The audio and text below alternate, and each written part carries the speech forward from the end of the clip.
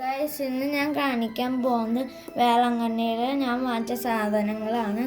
ആദ്യം തന്നെ ബൈബിളാണ്, ബൈബിൾ സ്റ്റോറീസാണ് ഞാൻ വാങ്ങിച്ചത്.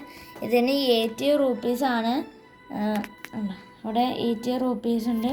പിന്നെ ഇവിടെ പുറകേൽ നോട്ട്സ് എഴുതാൻ പറ്റും. 160 പേജസ് ഉണ്ട്. ഇത് വർത്താണ്. പിന്നെ അടുത്തത് ഈ ലാമ്പാണ്, ജീസസിൻ്റെ ലാമ്പ് INR. ഇത് കത്തിക്കാൻ പറ്റും. ഇവിടെ റീചാർജബിൾ ആണ്, അല്ല ബാറ്ററി മാറ്റാൻ പറ്റും. കടയിൽ ചെന്ന് ബാറ്ററി വാങ്ങിക്കണം. പിന്നെ ഒരു ബേർഡിൻ്റെ ഫെദറും വെച്ചിട്ടുള്ളൊരു വർക്കാണ്.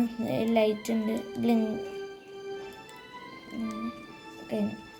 ഇതിന് 50, ഈ ഒരെണ്ണത്തിന് 50 ആണ്.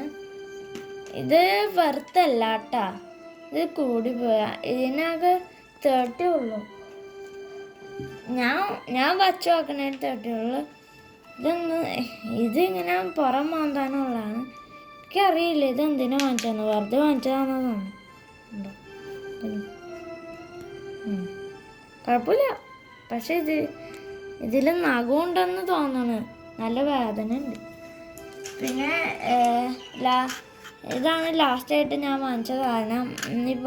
ഈ പട്ടിക്കുട്ടി. ഇതെങ്ങനെ വർക്കാവണമെന്ന് വെച്ചാൽ ലൈറ്റ് കത്തിക്കണം.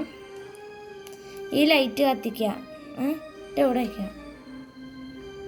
അപ്പോൾ അതിങ്ങനെ ആടും.